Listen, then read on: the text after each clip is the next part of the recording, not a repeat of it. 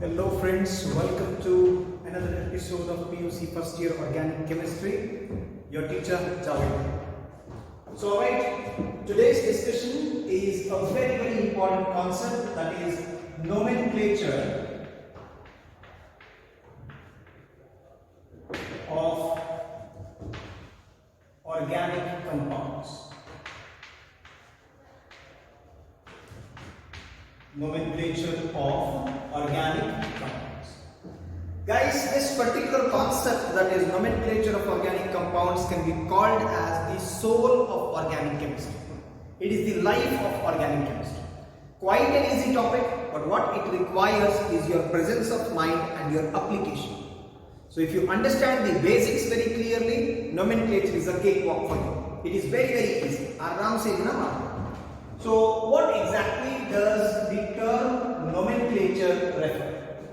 So nomenclature basically refers to naming an organic compound.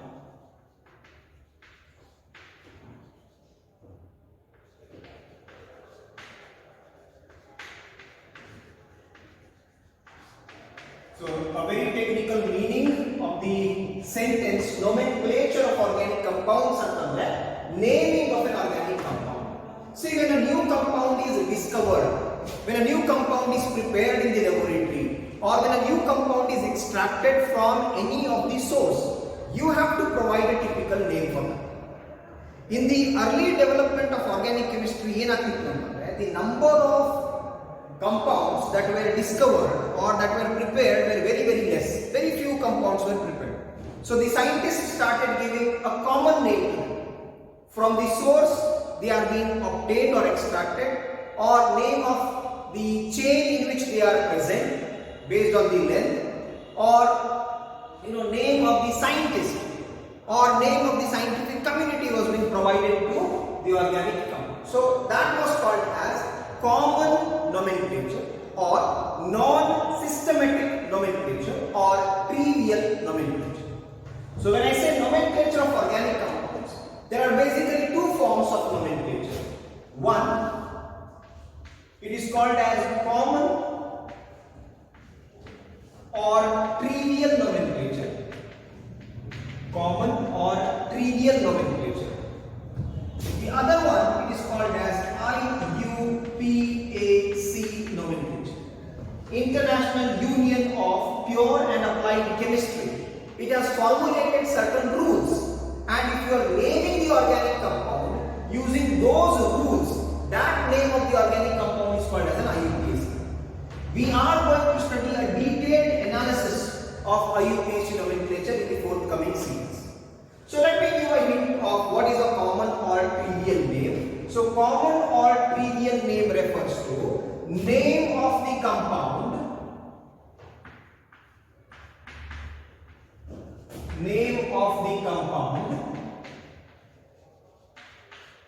based on its origin, discovery, or chain.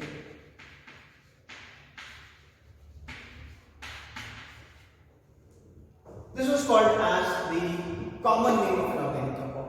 See, there can be more than one common.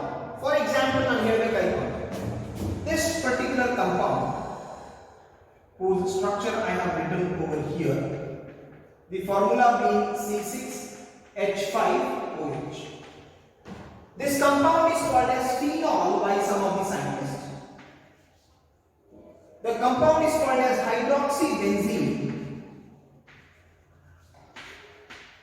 by some of the scientists. The compound is called as carbonic acid by some of the scientists. So one day compound there are multiple names. So that is one of the biggest drawback of trivial or common nomenclature. You can't have a definite name for a compound. So these names, they are based on the discovery or based on the origin or based on the basic chain. Based on the basic number of carbon atoms, we have got certain names. So this particular nomenclature is not vast, cannot be applied everywhere. That is one particular drawback. And second, single compound will be having multiple names and that create a confusion in the scientific community. Hence, the common or trivial nomenclature is neglected to a larger extent. And the universally accepted nomenclature is the IUPAC nomenclature, which is having a certain set of rules, and using those rules we are going to write the name of the organic compound. Again, before moving into the IUPAC nomenclature, let me give you some examples and reason for the common name of some of the compounds. So some of the common names, if I have to put one phenol I have given. Now let me see based on the origin. The first two members of the carboxylic acid family, let me write their formula. The compound HCOOH. This compound was called as formic acid. So formic acid happens to be the common name, CN, common name of this particular compound. IUPAC name is methanoic acid, we'll discuss that later. Now why this was called as formic acid? Because this acid can be extracted from a family of red ants which is called as Formicus. In Latin, red ants refers to Formicus. Because the red ants secrete this particular acid, the acid was called as formic acid based on the origin. One more example is the compound with the formula CH3COOH. Now this was called as acetic acid. Now why this was called as acetic acid? Because it is being obtained and derived from acetum. Acetum in Latin refers to grape juice. So because it was obtained from acetum, from the vineyard, this particular compound was called as acetic acid. Similarly, the acid present in the butter, it was called as butyric acid. Acid present in the butter, it was called as butyric acid. I hope I am clear. So based on the origin, based on their discovery, okay, and based on their chain, I will come to some examples of the chain length. The compounds, organic compounds have got certain common names, but these names are not reliable. These names are not universal. When I say universal, they may be accepted by every country or they may not be accepted by every country. There is a contradiction. So that is why the scientists from throughout the globe, they sat together in a union called as International Union of Pure and Applied Chemistry, and they formulated certain rules. Our rules prakara we have to give the name to the compound, and that name will be universally accepted. Guys, ನಾನು simple ಆಗಿ ಹೇಳಬೇಕು ಅಂತಂದ್ರೆ ನಿಮಗೆ ನಿಮ್ಮ ಮನೆಯಲ್ಲಿ ಏನೋ ಒಂದು pet name ಇಂದ ಕರೀತಾರೆ, ಹೌದಾ? Say for example, there is a boy by named Ajay. Okay, at home he will be called as Ajju. So Ajju becomes his common name at home, whereas Ajay with his father name and surname becomes the IUPAC. I hope you are not following my point. I hope you are following my point. So on the example if someone has to write his name as in the SSLC marks card, that means you are being given a certain rule, a law. Using that law you are going to write your name. So that becomes your IUPAC. And if someone asks you what is your pet name, that pet name becomes your trivial name or common. So trivial or common name may not be accepted in the community or society, but your IUPAC name will be accepted when we are giving the admission, when you are given the job. Only your name as present in your marks card is accepted, not your common name is accepted. I hope now the point is very much clear. So let us move on with some of the examples where chain lengths are being used to write some of the common names of organic compounds or alkenes.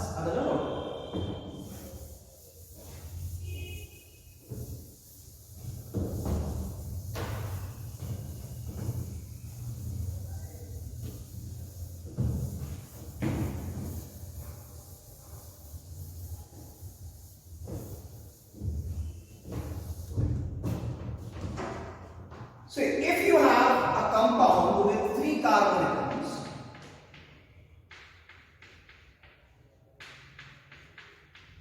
without any branching, or any organic compound with any number of carbon atoms without any branching in it,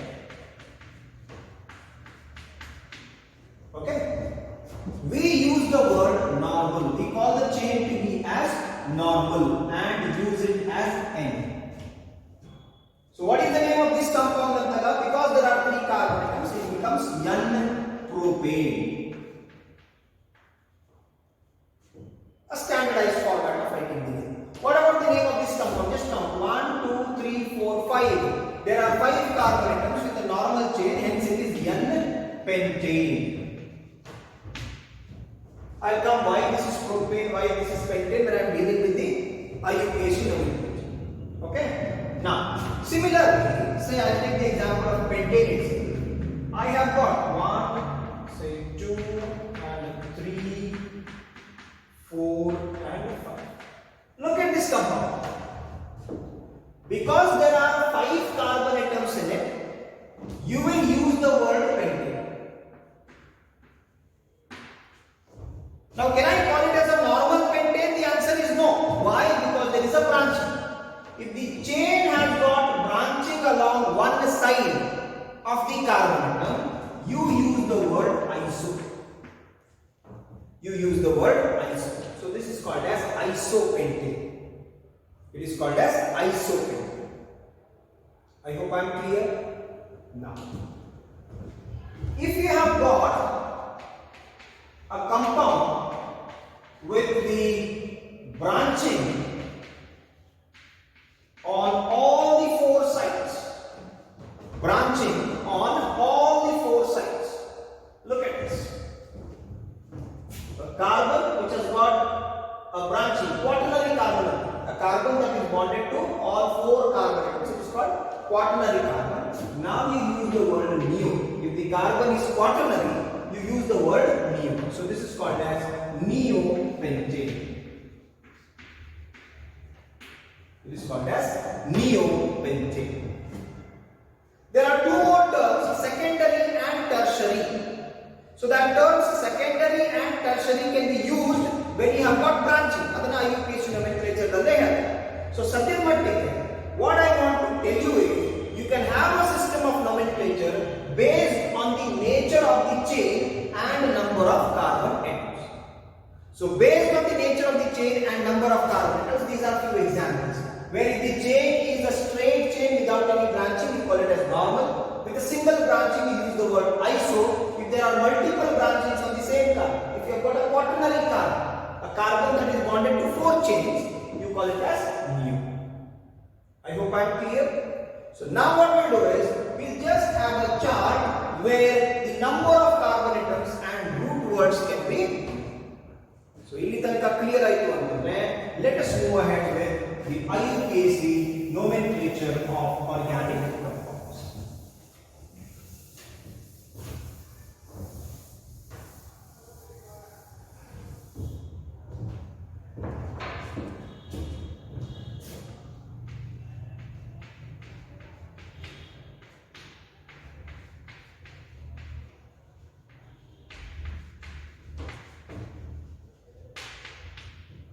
Well, what does an IUPAC name of an organic compound contain?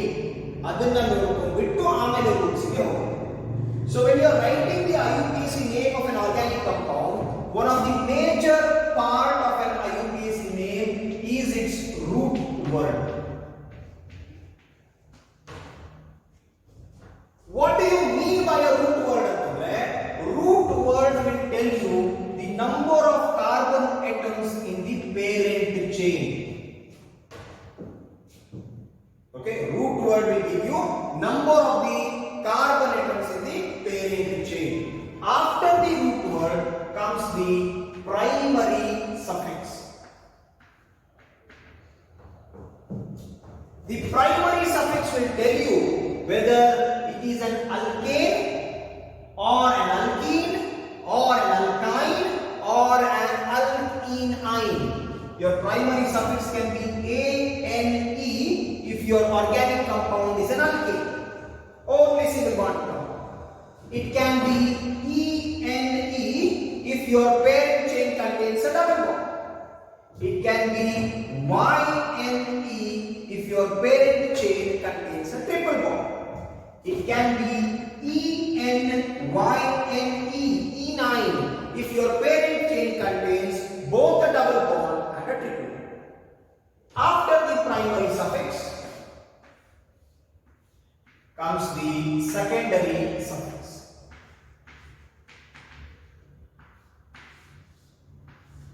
Secondary suffix in an organic name, IUPAC name, will give you an idea about the functional group.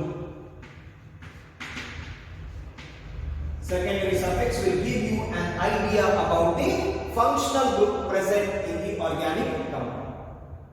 Now, anything that comes before the root word, it is called as primary, or simply we can call it as prefix.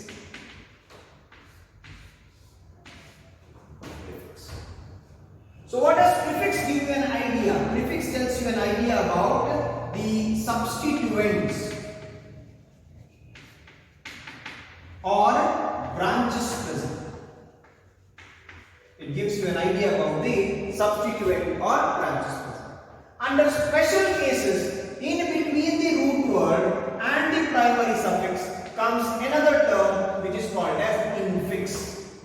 Infix will give you an idea about the nature of the compound, whether the compound is cyclic or the infix cyclooctet. If the compound is having two cycles, two chains, bicyclooctet. If the compound is spiral in nature, single carbon shared by the two cycles, the compound is called as spiral. Well guys, today's class is just a rough introduction class.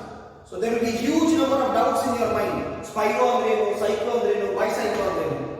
Keep it as a trailer for the next picture. In the next class, you will understand thoroughly what are these terminologies and how I am going to apply them. Till then, just go with these terms, understand the terms, analyze the terms, and so that in the next class when you are coming, okay, we will be very much comfortable in dealing with the IUPAC nomenclature. Now, let me highlight the root word. As I said, root word will tell you the number of carbon atoms in the parent chain. What is a parent chain? It is being selected using the law. I'll tell you the law later. So what are the different root words? See, if your parent chain contains one carbon atom, if the parent chain contains one carbon atom, then the root word will be meth. If it contains two carbon atoms, the root word is eth. If it contains three carbon atoms, root word is prop. If it contains four carbon atoms, root word is bute. If it contains five carbon atoms, pent. If it contains six carbon atoms, hex. If it contains seven carbon atoms, hep. If it contains eight carbon atoms, oct. If it contains 9 carbon atoms, non. If it contains 10 carbon atoms, dec. Then comes undec, dodec, tridec, so on. That is not required for us for time being. You require to know the root word from carbon atom 1 to carbon atom 10. So meth, eth, prop, bute, pent, hex, hep, hec, oct, non, dec. So you have to remember these root words. And how will you use that root word? Based on the length of the parent chain, the discussion of which is pending, and we'll do that in our next class. Till then, I hope you have understood this basic inputs regarding the nomenclature and IUPAC nomenclature of organic compound. Keep waiting for my next video. Subscribe my channel and press the bell icon. Thank you.